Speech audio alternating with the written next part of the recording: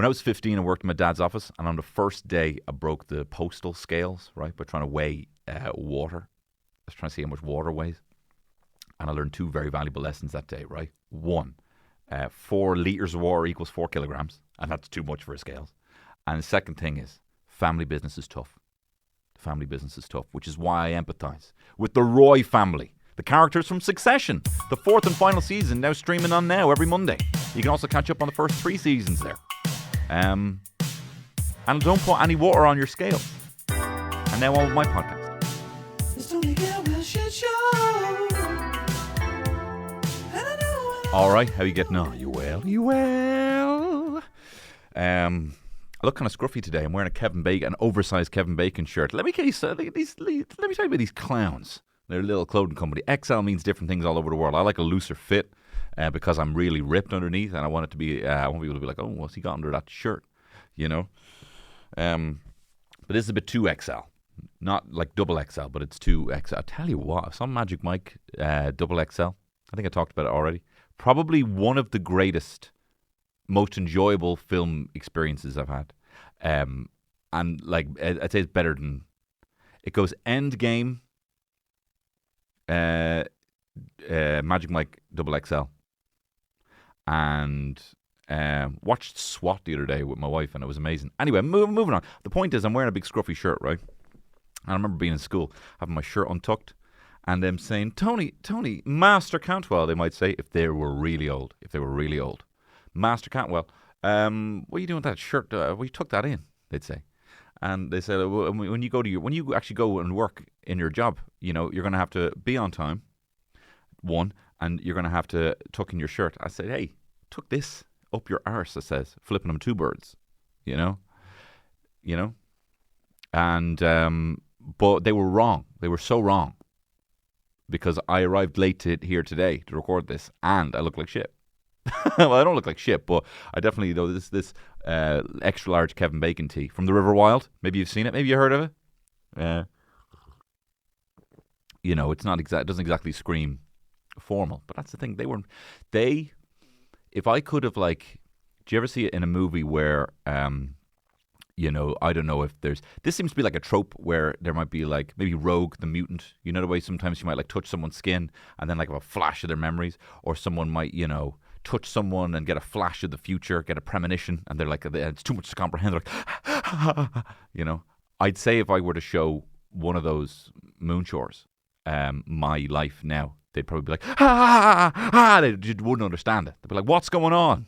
Why is he talking into a magic screen and making a living off it? Because you don't know how to encourage a creative youth. Anyway, who's texting me? I thought I had this on Do Not Disturb. Sorry, just the in-laws WhatsApp group, and absolutely rinsed my wife because she didn't let me eat one of her fancy chocolates. So I gave out of her to the group, you know, turned her family against her. Anyway, look, listen, Liv, how are you doing? Speaking of the in-laws, tell you what I did the other day. Made me feel like, I'm trying to find a word that is not like, made me feel like a man, you know? I'm trying to look like, for the catch-all, 2 things I'm trying to look for, right? One is, I like saying man, you know, or brother, and saying, you know, like, thanks brother, thanks man, dude. And I don't want to have a good feminine or gender neutral one, you know, unless I go the full Ian McKellen thing and just say, love. If only more people called each other love, you know. We're a grown man, we'll call another man love. Did you see that video? He's crying with John Bishop. John Bishop? I think so.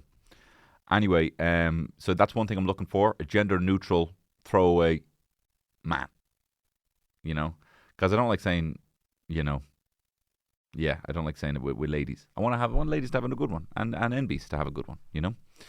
Anyway, what else? What was I saying? And how did I get onto this? Threw myself off now thinking about Ian McKellen crying.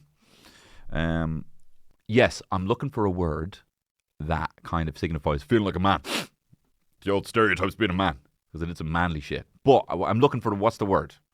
I did some, because it's a mix of DIY and some dirty work. I'll tell you all about it over the weekend. Actually during the week, because this is my real job. A moon chore.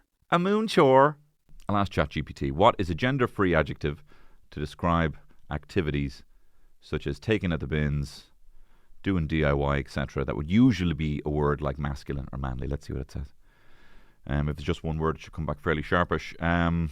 Practical. The best gender-free adjective to describe activities such as taking out the bins and DIY is practical. It's not very sexy, though. I don't aspire to be practical. I aspire to be a man! But also like a woman. I don't aspire to be a woman. That's a lie. You know? I keep getting things popping up on my feed, stuff like, you know, there's a war against masculinity. And I'm like, what about this shit? What about me looking up following Teenage Mutant Ninja Turtle collectors on Instagram makes you think in the algorithm that I'm at war with masculinity? You know? What about me complimenting doting heart eyes on everyone, you know, when I react to someone's picture of a baby? Even though there needs to be a different emoji for like a cute baby. I can't keep using the heart eyes emoji. You know, you're like, obviously you get like a quick little emoji comment on someone's Instagram stories and you just hit the heart eyes, you know. But then you'll also do that for someone with a pretty good fit. Maybe like they're looking good that day, or maybe they're getting glammed up, dolled out on their way out, and you hit the little heart eye emoji. There needs to be one just for babies, because I'm not going to lie. I kind of do a little wince. I'm like, I hit that and I'm like, oh, fuck, I hope they don't think, you know, hope I don't get reported for that. Do you know what I mean? We have the evidence here, sir. He had lust, and then they look into the code and they realize that that Instagram emoji is codenamed Lust Eyes. I'm like, I didn't know it was Lust Eyes. I just thought he looked adorable. I'm not a pedo. You know me, Judge. You know me. I'd have never met you before in my life. You know me. You know I'm not a nonce. I can't believe this happened to me. What happened to your voice, Tony? I don't know. The mask is slipping. Not pedo. How do I get onto that? Anyway, yeah, practical. Not a cool word. What about magic? No. I want it to be masculine, you know.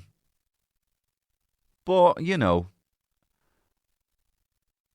the only reason that I'm kind of subjugating my wife a little bit with the masculine jobs. I refuse to let her build any flat pack furniture. I refuse outright. You know, she tries to take out the bin. I slap it from her dainty fingers. I say, "How dare you?" I say, "That's my job, right? That's my dirty job for being a dirty boy." I say to my wife, you know. So Terry would do probably all these things if I let her, but I'm the one holding on to this masculine idea. Whatever. Shut up. Move on. Anyway, my jobs included to build a shed. It said on I went to home base. First, I went in there. I bought a ladder, a telescopic ladder, right? And it said it was 200. It said it was like 150 pounds. Now that's sterling now. But on the home base UK thing. And then I went in, it was €220. Did the conversion. Something didn't add up, right? Brought it up to the till. And I'm like, there you go. It says on the website 150. And I obviously saw the pound sign. It says there 150 on the website, so that's all I'm going to pay for it. I didn't say that part, but I said, it says 150 on the website. You know, hoping that behind the till is an actual baby, you know, hoping behind the till is a monkey with a headset on, banging the keyboard with a hammer. That's the level of respect I show this woman by being so fucking cheeky, you know, playing to like just not even assuming someone's so stupid. But I mean, that's a little mini scam I did there, you know, because I saw the price. And I said, no way. And I said, no way, you know. And then they're like, oh, that's the pound price. And I was like, oh, but even if you change it over, that wouldn't really be that price in euro. I'm like, what's she going to do? What's she going to do? Take this to the higher-ups? What is she going to do? Is she going to be like, guys, there's a discrepancy. There's a currency discrepancy. You know? She didn't give a fuck. So I ended up paying it. And I was sitting there in the car and I was like, that's too much now for a telescopic ladder. That's too much. I was sitting there in the car like stewing. And eventually I returned it. And I swapped it for a shed, big plastic shed. And so I got this big plastic shed. And here was my more fool me building the shed in the back garden, right? And in fact, that's where I got this little Stigmata. Padre Pedo over here. I might call myself a pedo all the time. I'm not. The Padre Pio Stigmata hand, you know. People were so stupid back then. Imagine just cutting your hand and your foot every day and being like, I'm also Jesus. Oh, we must put his picture on cars. He is amazing. You know, that's what they were doing back then. And all these, like, every night, like, Dum! You know, well worth it. Sorry, how many Nissan Micros am I going to be on? Absolutely. If I knew that all I had to do was just cut my hand every day to be on a bunch of Nissan Micros, oh my God. That's a level of exposure that you just can't get these days, is to be on a car. My mum has Nissan Micro, there used to be a no smoking sticker on it. My mum be puffing away. Hey, are we on the Skelligs? Because there's a fucking puffin sitting up the front seat. You know, puffing away. And, you know, Carly, you know, it says no smoking here. My mum be like, yeah, it's the old owners. That's the old owners. I haven't taken it off you. You know. But I used to stare at that sticker. I've talked about this before, the kind of real estate. Sticker real estate. The sticker, the smash hit stickers. You had a Jerry Halliwell on your headboard. The Casper the Friendly Ghost stickers that you'd have. You know. Tony the Tiger. Whatever you had. Just this real estate you'd just be constantly staring at. You know. Why was I talking about this? Because Padre Pio. Yeah, manly shit. Screwdriver. Shoulda. Sorry, I'm about to sneeze. And I dab when I sneeze. We're looking cute. You might even send me a pedo emoji. I was looking so cute there. But anyway, what the fuck? I'm not swearing. Yeah, it had on the outside of this thing. So I bought this a plastic shed because I'm turning the brick shed into my home personal office gym, gaming room, tiki bar, snug. Did I say studio? 6 in 1. And don't skimp on the chili chicken. All right? 6 in 1. That's what I'm turning my shed into. So I had to put all the stuff that would go in there into a different shed. And it's all plastic, right? And it says on the outside it's going to take you 25 minutes. Reader. Try 3 hours it took me putting this thing together. And it said, you don't need a hammer and you don't need a drill. Reader, you need a fucking drill. And it said as well that it'll take about 25 minutes. And like, I don't know where to get the gumption, right? There should be like a kind of a score on the outside. It should say hard. It should say like, you know, 1000 XP if you get it done in 25 minutes. 500 XP if it takes you 3 hours, you know, and 100 XP if it takes all day or if you don't finish, you know. There shouldn't be like, oh, it'll take you 25 minutes. There should just be like, you know, if you did it in this time, you get silver or something. Do you know what I mean? Gamify it and not make me feel like, oh, there's something wrong with me then. Well, I guess there's something wrong with me because it took 3 hours. So what? I'll just fucking top myself, will I? Because it says 25 minutes. You know? It made me feel... But I also know they're lying to you. Packages are always lying to you, you know? I've talked about this before and I'll talk about it again. You go into the shop, you get yourself a can of Heinz soup, and then you look at the back and it says, you know, the calories on it. And then you look at it and it's like per portion. And then you look at it, this is a 2-portion can of soup. So the iconic opening a can of soup and pouring it into a bowl action that's been around for hundreds of years, thousands. Not maybe a can. And that's, no, it's actually, no, you go, oh, and then you put the rest in the fridge. What are you supposed to wrap it with as well? You know, if that's so common. If it's so common that everyone's only eating half a can of soup, where are all the half cans? Afghanistan. Anyway, so I wasn't eating soup. I wasn't eating soup. So I'm putting this thing together. It says 25 minutes. Reader took 3 hours.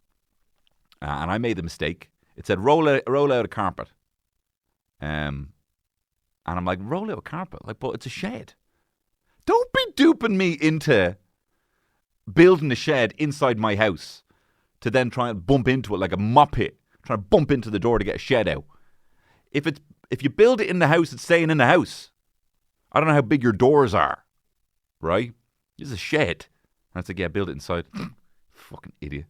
Yeah, that'll be about 25 minutes. Yeah, build it inside as well, by the way. You clim, you know? So I'm like, oh. So I built it outside in the grass. Now, I'll tell you something. I could have done with a carpet. And not because I was like, I'm built on the grass. What's it? To protect the shed? It's outdoors. You drop a lot of screws if you're Tony Cantwell. If you've got chubby digits like daddy, you know? So I was fumbling these screws like I was a nervous boy holding a bra for the first time. All falling on the ground, you know? So they were constantly falling into like little holes and my hands were coming up mucky. And somehow cut as well. Somehow cut. My hands were coming up cut from the grass. I'm like, who the fuck's doing that? There's a little ant in there with a couple of shivs. I don't know how I'm getting all these cuts in my hands. You know, I go camping. Like I go to, you know, if I go to Electric Picnic overnight and I'm glamping after doing a gig, I somehow come back with cuts like in my mouth or something. Do you know what I mean?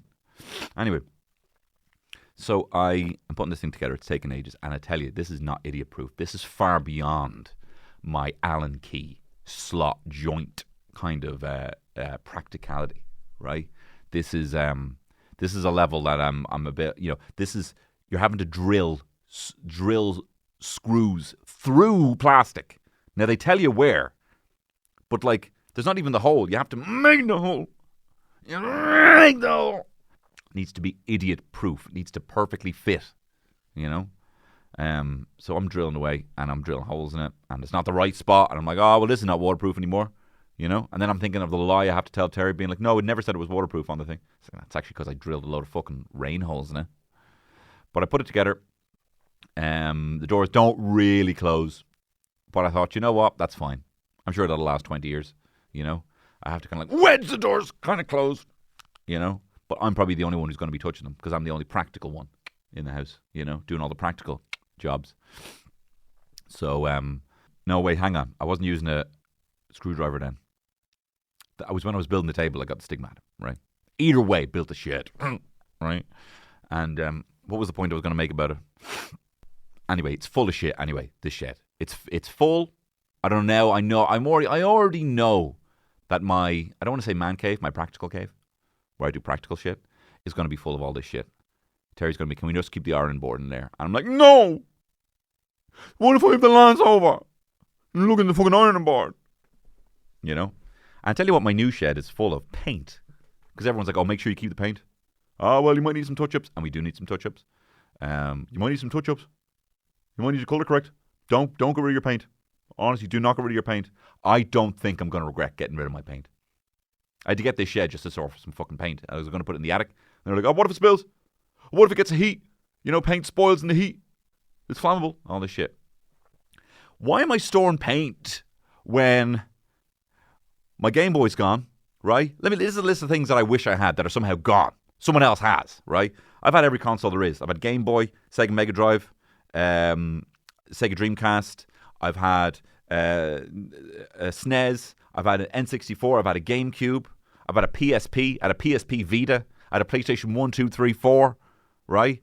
I've had Xbox One, Xbox 360, right? They're all gone. Where's my WWF No Mercy, right? Where's my original gold Ocarina of Time cartridge, right? Where's my 4-disc Final Fantasy 7? They're all gone. Some kid has them. Where's all my wrestlers? Where's my Teenage Mutant Ninja Turtles truck? It's just gone. That's gone. All of that would have fit in this shed. And I'm holding on to fucking paint. Anyway, so that was the first manly thing I did that day. The second manly thing, practical thing I did got a call. Got a call about a dirty job. Get a call from the mother-in-law. There's half a dead cat in the back garden. Can Tony get rid of it? Had to get rid of a fucking dead cat. There's half a dead cat in the back garden of my mother-in-law's. And It was half a cat. I went around to pick up my young fella. She was looking after him during the day. And so I went down the back garden. And sure enough, half a fucking cat. Body. Well, torso, half a torso, legs, and a tail. And I've looked into enough cryptid attacks that attacks from monsters. You know. Do you know what I say to my son, which I really like? This is one of mine. I said, he's like, our monster. You know, you talk about monsters sometimes and dragons and stuff. And I'm like, you know what, son? Monsters aren't scary. Monsters are just animals that we haven't found yet.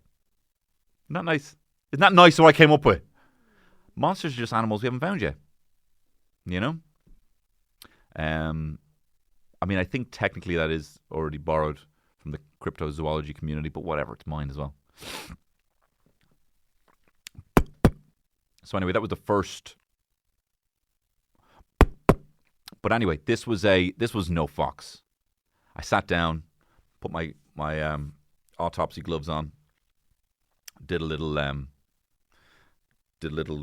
police cordoned off area in the back garden. Mother-in-law was like, "What the fuck's he doing?" And he's like, "Just if he's gonna get rid of the cat, let him get into it, right?" And I was like, "Okay." We got a feline male, feline female. I didn't really check. I didn't check if the pussy had a puss. What are you laughing about? This is a dead cat. What are you laughing about? It's awful. Subject is female, African American. It was a black cat. White paws.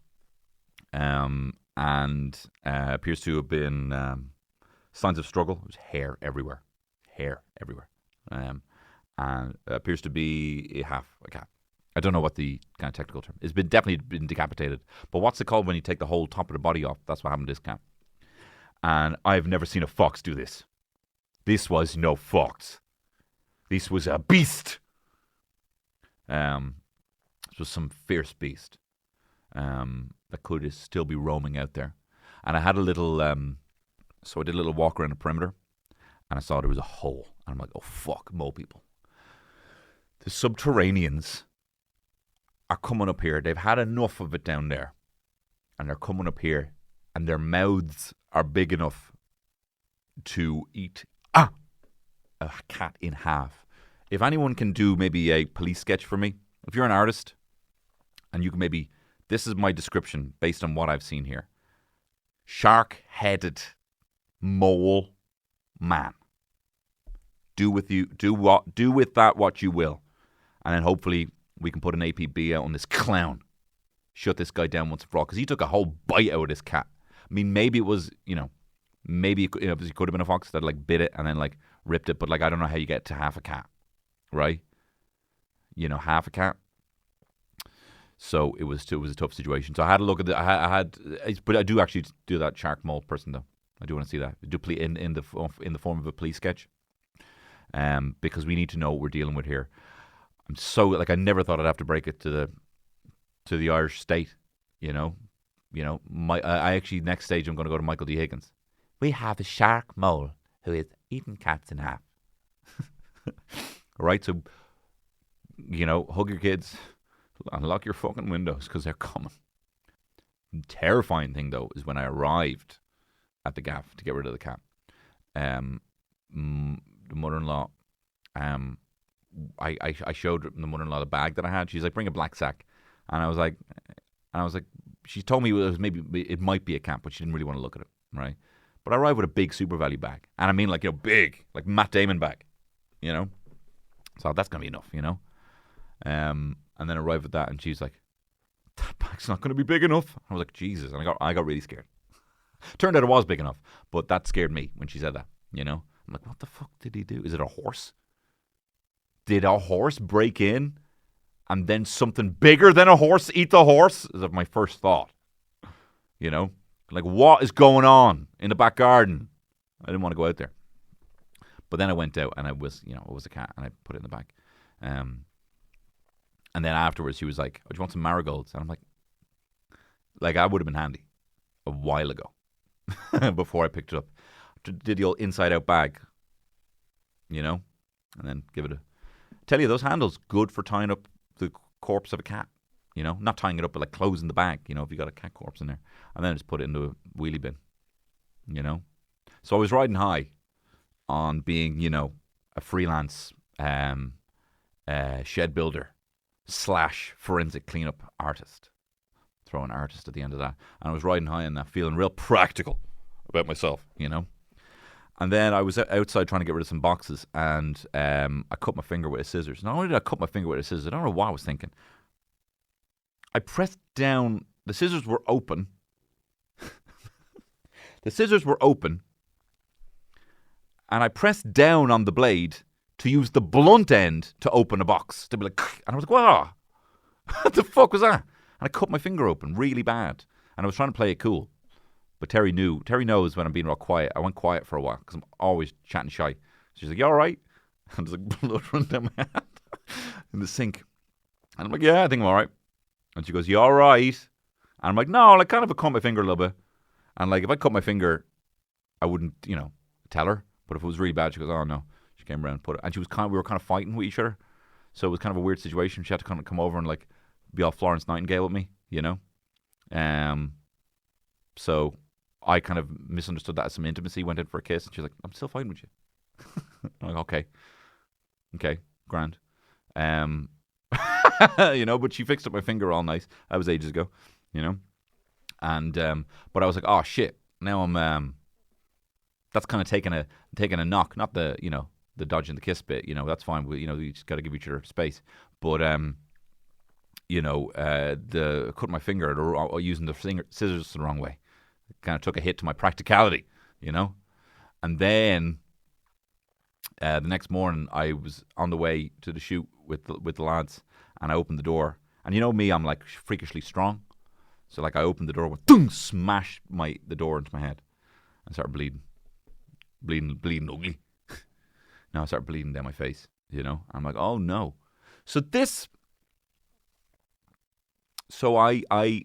I'm keen for whenever, like they say, like, who does anyone want to volunteer transferring their consciousness to a computer? Even though you should never get involved in the first gen of Anton, I will be number one. I'll be number one because this body doesn't work very well. Okay, I may have ruined it a little bit. Okay, I may have ruined it a little bit. You know, I spent 5 years exclusively eating fried chicken when I was living in London. That wasn't great.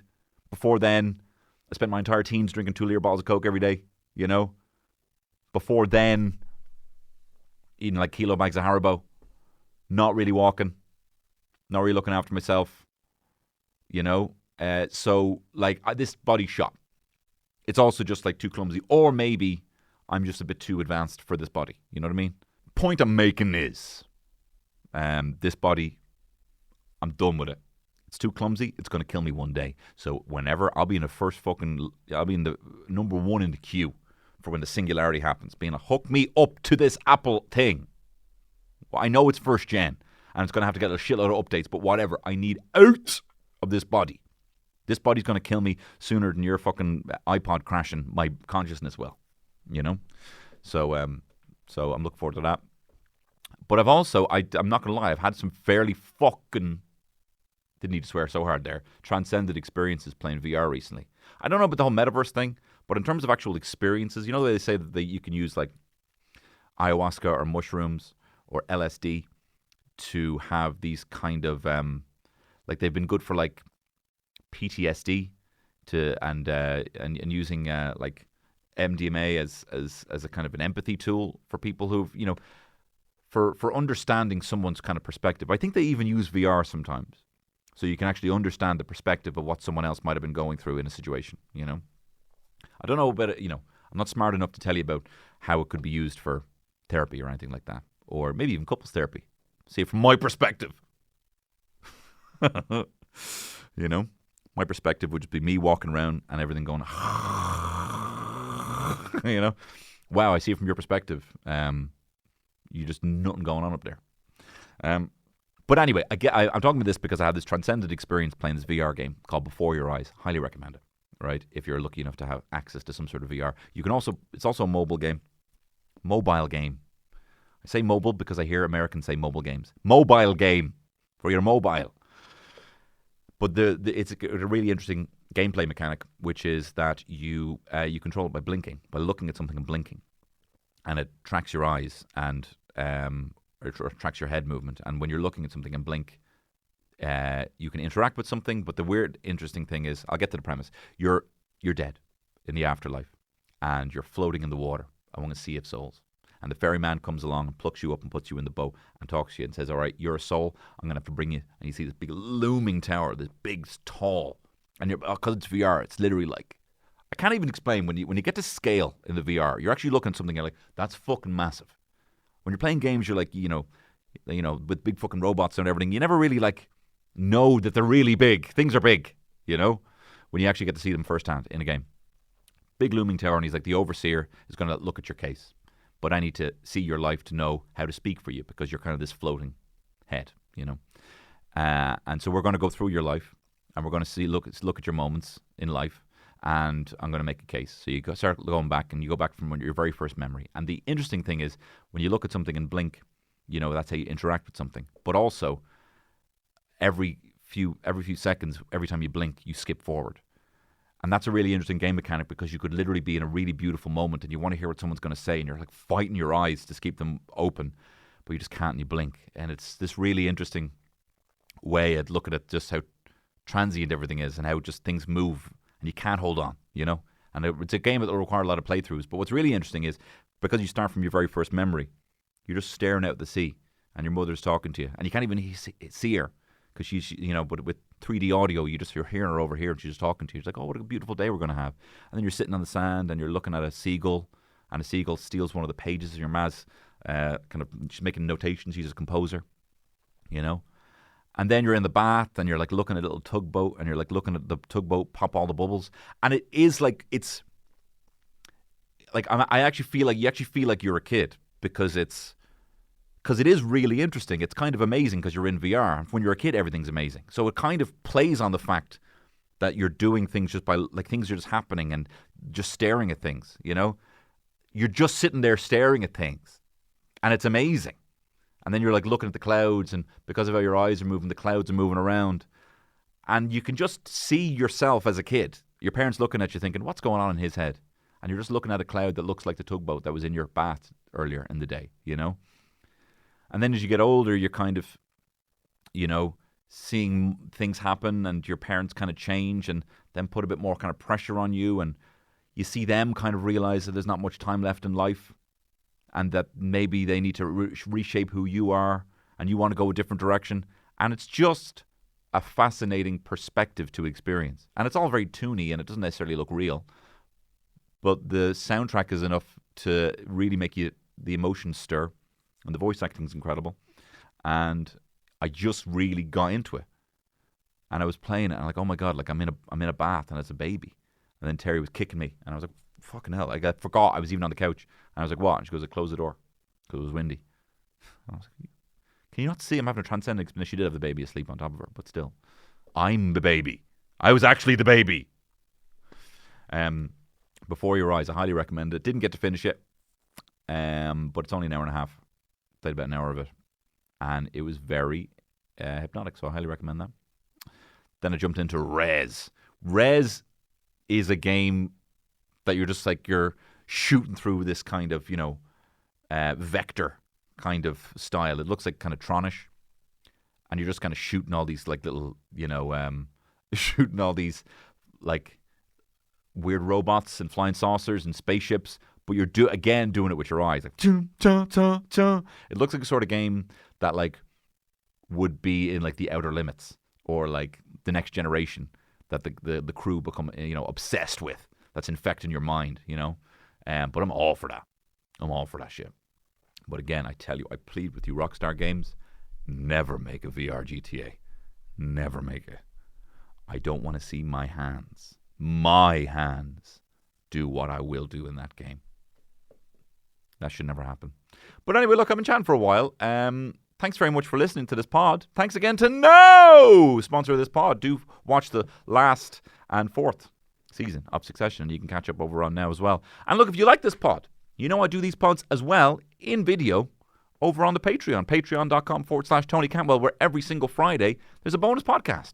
The most recent one I did, I was talking about identifying bad habits and how to overcome them.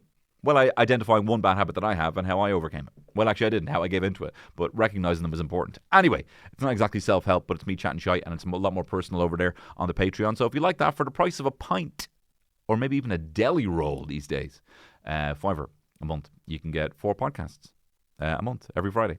Also, you get access to early bird tickets for any and all gigs that I book myself, that I put on myself. You have a day's advanced access for any of those gigs. There's always a pre-sale link, and there's going to be a lot more live podcasts. There's also going to be a live event at the Eurovision, which actually will probably be on sale next week. Probably this week. Yeah, this week. It should hopefully be on sale. A live event, a Eurovision watch-along. We're watching the Eurovision. I'm getting to live my Terry Wogan, Graham Norton fantasy. I'm going to have some guests on. We're going to be watching the Eurovision, giving our 2 cents on every act on the live date, and that's going to be on the night of the Eurovision, and place TBC. I mean, it is confirmed, but I don't know about announcing these things before they're actually on sale. And then also the Bureau de Change song contest the night before. On the Friday, we're doing it again. Every comedian's going to pick a country, and then we're going to perform as that country to a public vote, and that's going to be in the Liberty Hall Theatre, and that's going to be on Friday the 12th of May. Tickets as well to be on sale probably this week, or maybe next week. Ooh. But anyway, I'm shouting on. Thank you very much for listening to this pod, watching this pod. And if you could like this, and if you could leave a review, on Apple Podcasts, if you could rate this podcast on Spotify, and if you could also like, subscribe, and comment in this YouTube video, it would really help me boost my numbers and keep me doing this full time. So thank you very much. All the best. Bye-bye.